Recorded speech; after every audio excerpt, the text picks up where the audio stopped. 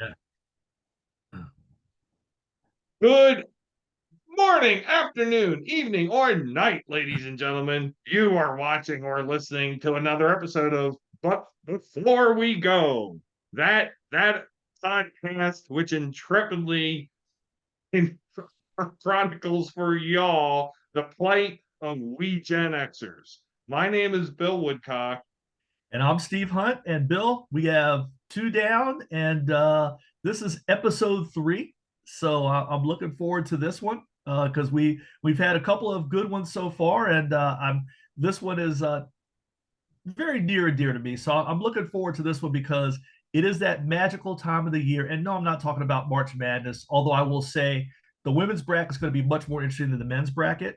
But there is something else out there that happens around this time of the year that I think gets us Well, both really excited. Well, as you are listening to this episode, if you are listening live and not pre-recorded or live-ish, because we do pre-record, then it is around April 20th.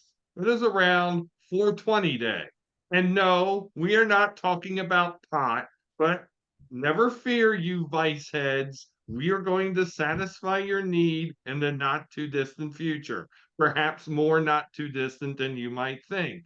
No, Steve and I are festooned in the orange and black of the Baltimore Orioles, the defending American League East champions, because as as Bugs Bunny would tell us, it's baseball season. And So was that not a great Bugs Bunny episode? that last episode we talked about all those things you can't say on TV. We didn't even get into the damn cartoons. That's true. We might You, need to go there. you can't have some of those cartoons on TV anymore. You can't have Huckleberry Hound. You can't have McGraw McGraw. Hong Kong Fooey. Could you pull that one off today? I'm thinking I still don't understand how Hong Kong Fooey was Scatman Crothers. no. Also, I know he was number one super guy, and that's all I needed to Say number one super guy. We're going to get more emails now. We're going to get more cancels. But We're yeah, going to go. You just baseball, baseball, baseball. By the way, aren't there a lot of Asians now in baseball? Sure, I get it. Anyway, damn it, today damn it, man. that is about the third or fourth week, if you count those games they played in Korea, Yep. of the Major League Baseball season. So, Steve, this time of year, it's spring, it's Easter, it's the time of renewal, it's baseball season. Hasn't the start of baseball season meant something a little bit extra to you that maybe the start of other seasons kind of don't? It does, Bill, because you're right. It's mixed in with Easter. Having grown up Catholic, obviously Easter is one of those big events on the calendar. It's also spring, and it just feels like you've come out of winter, and I don't want to wax poetic here, but you've come out of winter. Stuff's turning green again. The weather's getting a little warmer. The air smells different, and if you're a baseball fan, optimism truly does spring eternal. Everybody, around the end of March when the season starts is 0-0. Maybe by by April, you have some teams gone and are going, and they're done. But everybody has that little inclination that maybe this year the magic will happen. And you just don't get that with. I mean, football season is awesome. I love football. End of summer, fall's coming, football great. Basketball and hockey, they've never landed with me. It's like, okay, the season's starting. Yeah, fine, that's fine. But there's something about baseball that lands different, and maybe it's all those things you mentioned put together. But yeah, it's special. I had a feeling you were getting ready to start to recite for us that James Earl Jones speech in Field of Dreams. I There's one thing that's constant, Ray. It's Here's baseball. baseball. Luke, I'm your father. Yeah, I suppressed the James Earl Jones, so there we go. That was sad that you did. I wish you had not, because I think you could have pulled it off. But I was at Orioles opening day this year. I went last year. It is always awesome. As you said, hope springs eternal. And, this is the season of the year of renewal, of new possibility, of new growth. And it just so happens, I'm sorry, those United Football League geeks who were busy watching, Class A level football this past, a few weekends ago and watching it for the last few weeks.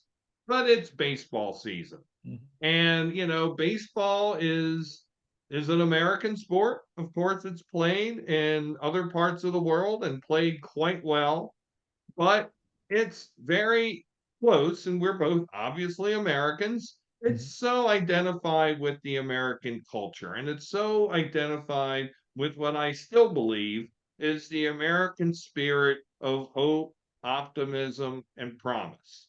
You know, it's the only sport that really nowadays, well, professional football possibly, but that goes, 3 seasons. I Mhm. mean, you look at pro basketball and pro hockey, and those start in the fall, and those go all the way through into June, into literally butting up against summer. Basketball on the international level is largely played actually in the summer.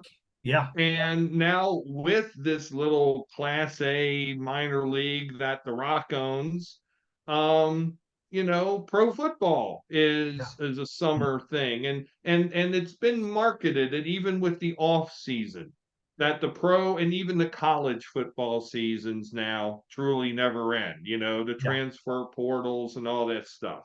So then that only leaves baseball, yeah. as that American icon that starts when the flowers are in bloom, ends when the leaves are falling and turning brown, and that then goes away for the winter to rest, to sleep, to meet in sunny locations while we ourselves recharge and prepare for the next year. Well, and you're right, Bill. I mean, the other sports, you're right. They have. I mean, maybe football. Although you're right with OTAs and all that stuff, it feels like it's a year-round thing. And the NFL, I think, does that on purpose to keep raking in the cash. But are there any more beautiful words in the dead of winter, in the month of January, than going online or going anywhere and seeing or hearing the words "pitchers and catchers report in 2 weeks"? Is there anything that as a sports fan lights you up more than just hearing that, knowing, okay, here we go. I mean, when I see pitchers and catchers report, I'm like, okay, yeah, we're getting there. So that just again, I'm a sports fan across the board, but that hits different. And then obviously, the rest of the teams reported, and it just there's a feel about it. The Grapefruit League games or the Cactus League, depending on whether you're East or West. All of that it's kind of like it's a build up to again that opening day and that eternal hope that all teams feel. And of course, as Orioles fans, we got a little bit extra over the off season when I think what was it it was the week after the Ravens lost to the Chiefs. And the mood swing in the city of Baltimore was amazing because you're getting over losing to the Chiefs in the AFC Championship game. And during that following week, I believe you had a change of ownership. I believe they signed Corbin Burns. And there might have been a third thing, but it was just kind of like this 48-hour period where the spirit of an entire city just went from as low as it could get, knowing this great opportunity was missed with the Ravens, to just sky high with just the changes with the Orioles, and you could just feel that vibe all the way through spring training. So Well, no we're less lucky now especially in this you're here in area. Baltimore. yeah, we're lucky now in this area. For those of you following at home, we're both in the Baltimore, Washington area, and the Nationals are the down team right now, but they seem to be trending upward. But the Orioles are once again one of the best teams in baseball, and we're very lucky for that. So, I hear you what you said about pitchers and catchers report. I'll also say, where else would you rather be on a nice June night, even on a friggin' Tuesday, than at the ballpark, with freshly cut grass, an 80-degree, 75-degree evening, Mhm. a hot dog, a beverage of your choice, and just enjoying the pace of the game. But Yeah. we just had opening day. Mhm. Steve, what are some of the more memorable opening days that you've attended, and what made them so? Well, I've only attended one opening day, and there's just a whole feeling that I don't know that I've had going to other. Yeah, I've never been to a playoff game at a playoff game for the Orioles. Period. So I've never had that experience. I'm sure that's different. I did not attend the '93 All Star game or those festivities, although I understand Camden Yards has a shot later this decade of getting an All Star game, which would be awesome, and I would certainly want to be all over that. But it, I can't land on one particular thing from that day that I went to opening day. It was just the vibe, the fans. There was kind of this camaraderie, this fellowship as you're walking up Utah Street, and they've got the balloons out and the banners out, and it just felt. And I believe the opening day I went to, it was not exactly a warm day. You talk about that warm June day or night at Camden Yards, which is amazing. It was not that. It was, late winter, early spring, but just the overall feel. And this was, it was during the down period, so it wasn't a sold out crowd like you're getting now with the resurgence of the Birds, or even like that 2012 to 16 period where they were really good, but it still felt special.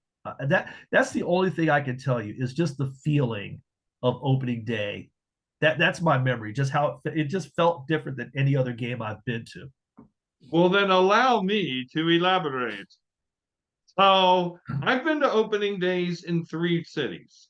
I've been Hmm. to opening day in Baltimore the most, to DC a couple of times, and to Philadelphia once. And Hmm. I'm not talking about the current park, Citizens Bank Park. I'm talking about the ugly old ass vet. Oh boy. I'm talking about that big old concrete disc where they played on top of green carpet over concrete. Oh boy. So opening day is like this. First off, at least in this area, I'm sure those of you who are following this podcast in warmer climates, you're kind of like, yeah, okay. In Atlantic, you don't know what you're going to get in general. And you certainly don't know around a season change. So at the end of March, beginning of August, who knows? You can get 75 and sunny. You can get pouring down rain. You can get, snow. And Yeah. there literally has been snow on opening day. There have been snow squalls and games delayed in Baltimore because of snow. You can wind. The one I went to in Philadelphia, I remember being particularly windy and just particularly just just ubiquitously Philadelphian. It was just a day that just didn't give a shit and Hmm. just wanted to not beat you up, and you had to take it and like it, which it's kind of like Gen X. And and there's pageantry. There's a lot of stuff involved. In Baltimore, the players run down a orange carpet when they get introduced from the Yep. bullpens all the way into the infield, and then they get in line.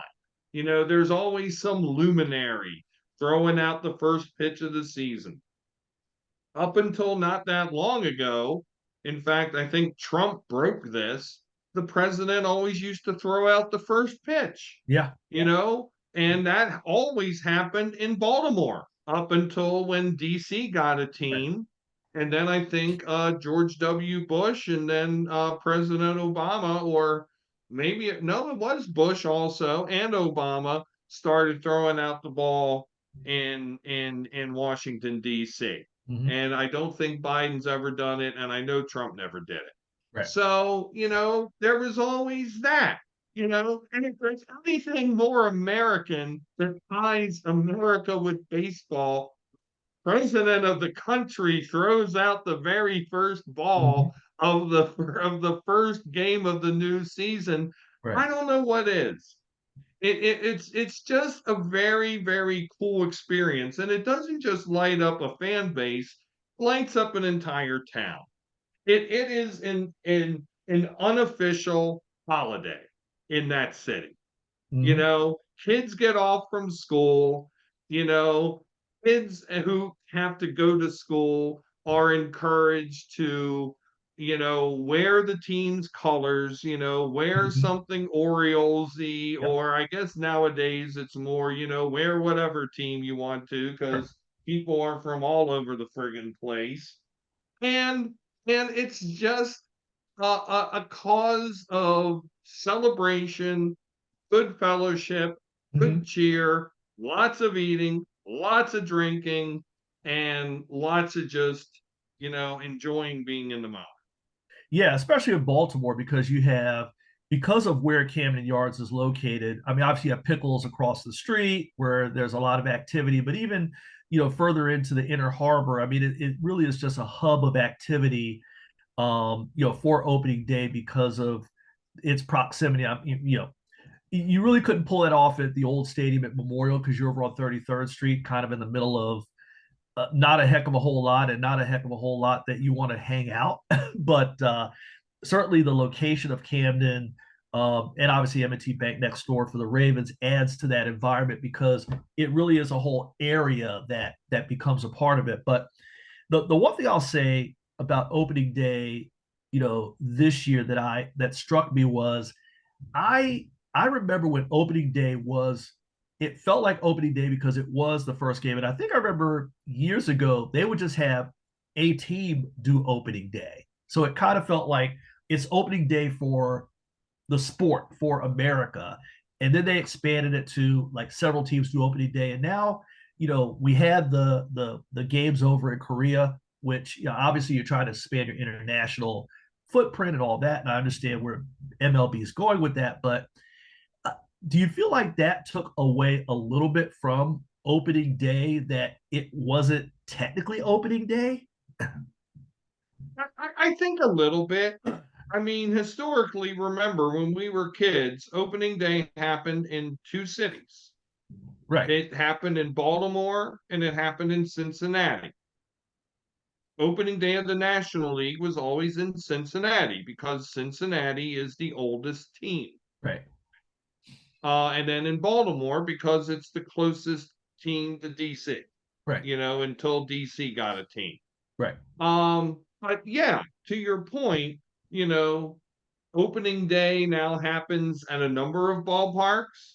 And also another thing is that if your game was not, if you did not play in Baltimore or in Cincinnati, you didn't have opening day. You had no opening day.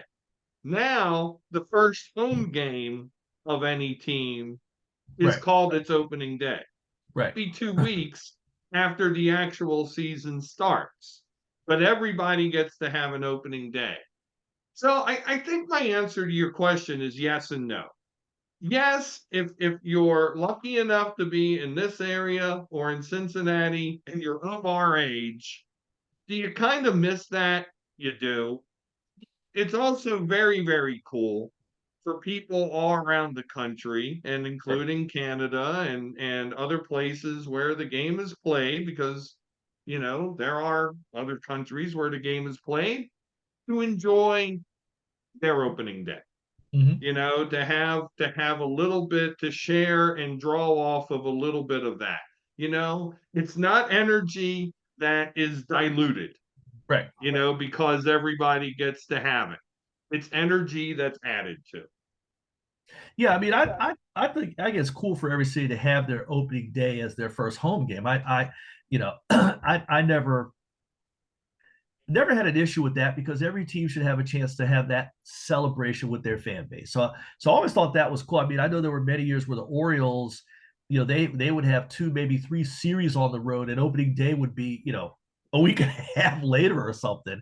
So, that I thought that was cool. So every team could have that celebration. Like I said, I just feel like the fact that you have so many games on that opening day, and again, this year with the international introduction of that piece of it, which to me was opening day because those are the first games that count. That to me took away a little bit from the vibe. It was like, okay, just another game. And the other thing to your point is TV coverage has changed because I just remember when opening day was in Baltimore, you could turn a TV on usually like channel 11, maybe channel 13. I think it was maybe more 13 than 11, and they have all the opening day ceremonies. So you got in front of the TV and you watched all of those ceremonies, and then you had the game. And I know I didn't try this year, but I know last year I had a hard time finding that part of it. I think I read somewhere, oh, you just go online and watch it on the internet. And I'm like, what if I just want to watch it on a good old fashioned TV? You know? Um, So you just talked about a couple of things that makes the baseball fan experience a little bit sadder.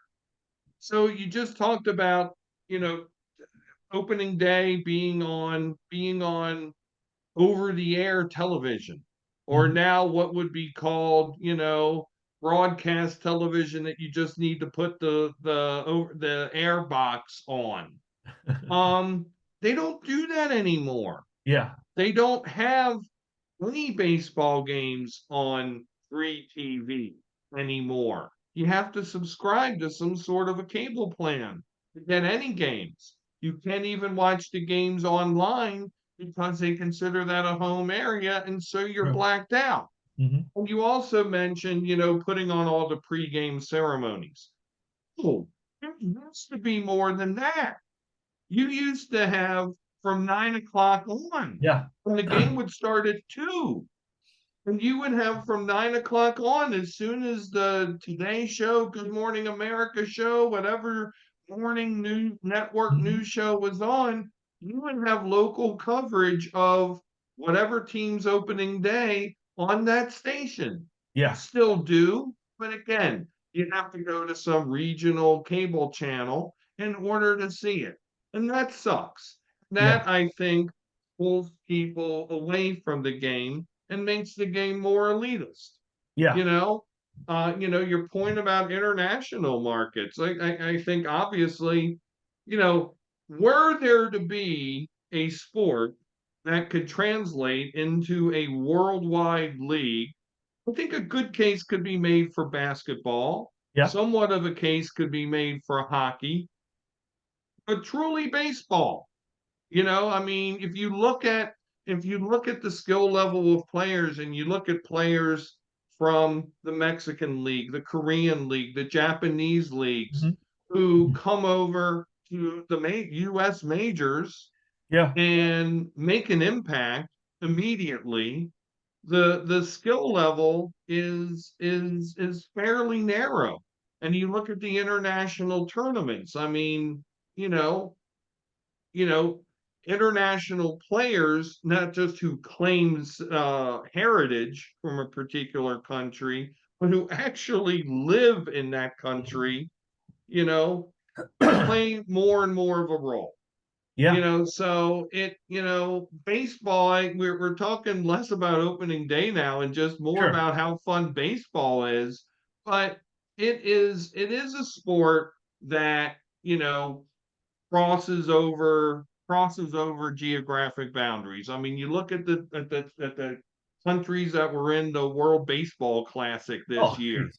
You know, Great Britain has a national baseball team, and not only that, but they made it into the WBC. Where was Hmm. that from?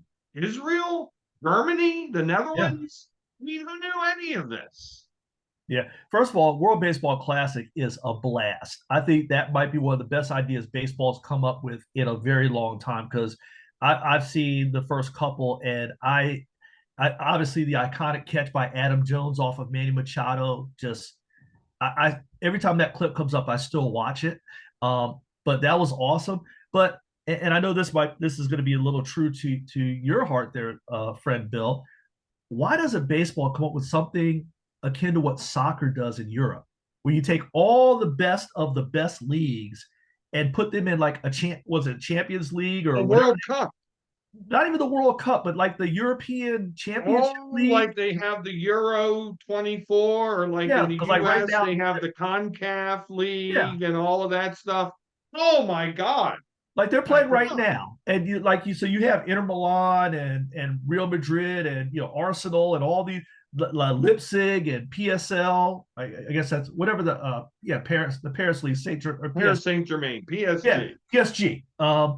Yeah, I'm thinking about seat licenses now. PSG, but I mean that's awesome. You know what? Someday I hope baseball comes up with a true World Series where you have the champions of these various leagues. Like you said, the skill level is certainly there. Otherwise, MLB wouldn't be plucking so many of these players from these other leagues, especially like Korea and Japan, and have best on best and have a true World Series.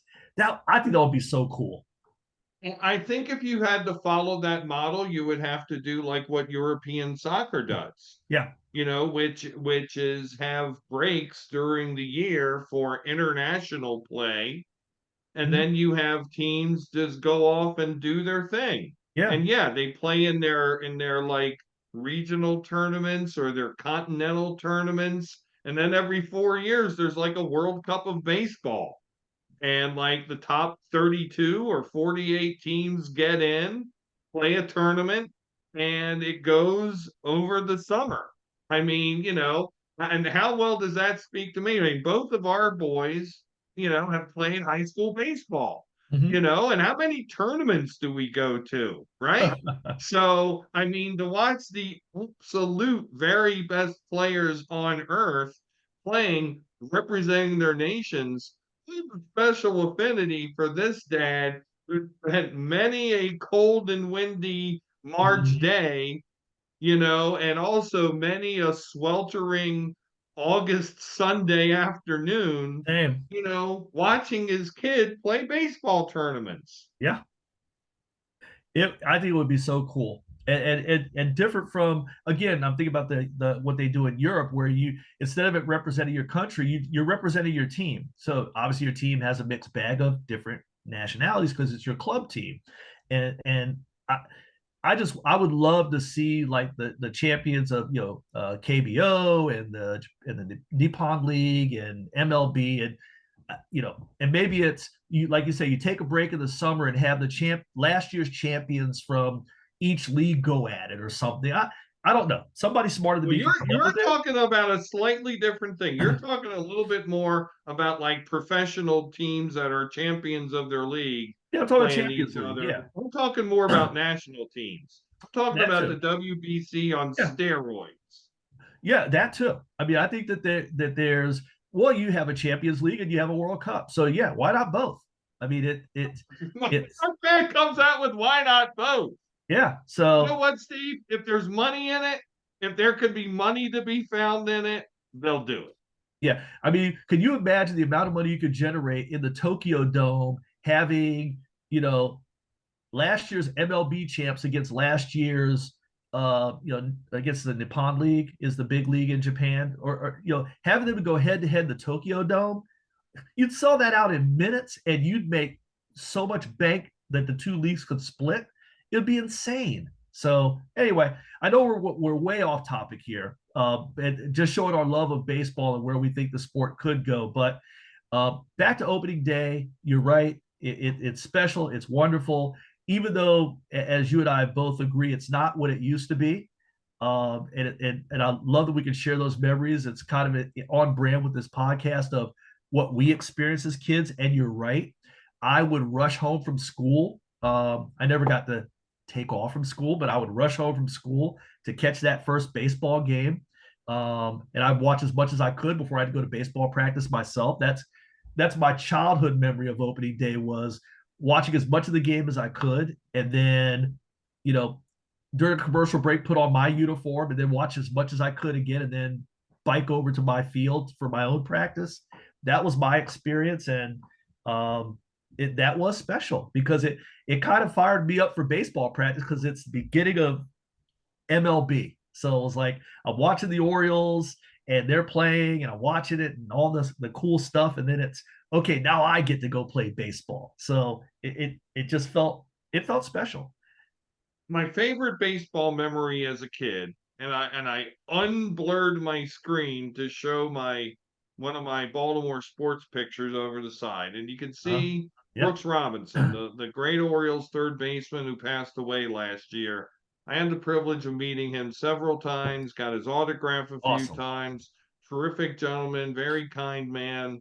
And my first thing that I wanted to be when I grew up was the third baseman for the Baltimore Orioles. And Mm-hmm. I wanted to take over from Brooks Robinson. Well, Brooks Robinson retired in 1977. He was kind of ceremoniously shown the door in the middle of that season. And it was kind of told that, Brooks was just going to be a pinch hitter. He was going to be a late inning replacement, and I remember there was one game that he won. And I know we only have about 5 minutes, so I'll try to wrap this up. But his position was taken over by a guy named Doug DeCinces.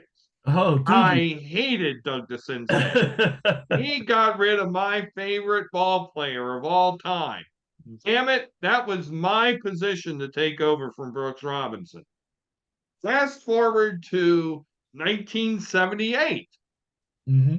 Oh, pardon me. We have a little career day. We didn't call it career day in my elementary school. It was called job day. And so, there was a special guest who was coming on job day that nobody would say who it was.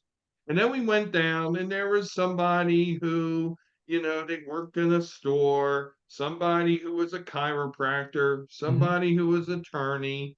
And then there was a picture of a baseball field. And one of the Orioles came to talk about what it was like to be a Major League Baseball player. Oh, okay. It was Doug DeCinces. Oh boy. So I got Doug DeCinces' autograph, and I friggin' valued that thing like Jesus H. Christ had come down and signed it his own damn self. And then meanwhile, George Washington said, I'll take some of that too. It was awesome. I had it on my wall for the rest of my school career. I mean, I didn't get rid of that bad boy till I went to college. That's awesome. That's awesome. And you're right, the way that happens. And we talked about Baltimore and Cincinnati. There's a similar story in Cincinnati where Pete Rose was not nudged out totally, but eventually ended up in Philly, but nudged off a third base by one Ray Knight um, back in the day. And I grew up definitely an Orioles fan, but my number two team were the Reds. Loved the Big Red Machine, and I remember, and I don't know that I ever forgave Ray Knight for coming in and taking Pete Rose's spot, even though Rose went over to first base and he went to Philly and eventually was a first baseman. But most of his career, he was a third baseman, and Ray took his spot. And I was never a fan of Ray Knight because of that. No, so no, definitely great memories watching baseball. We have to talk more about this because I'm sure there are many great memories to share and to talk about, but I'm afraid that we're starting to bore our public because our public wants controversy, Steve. They want Vice. And next Oh episode, but before we go, we're gonna get it.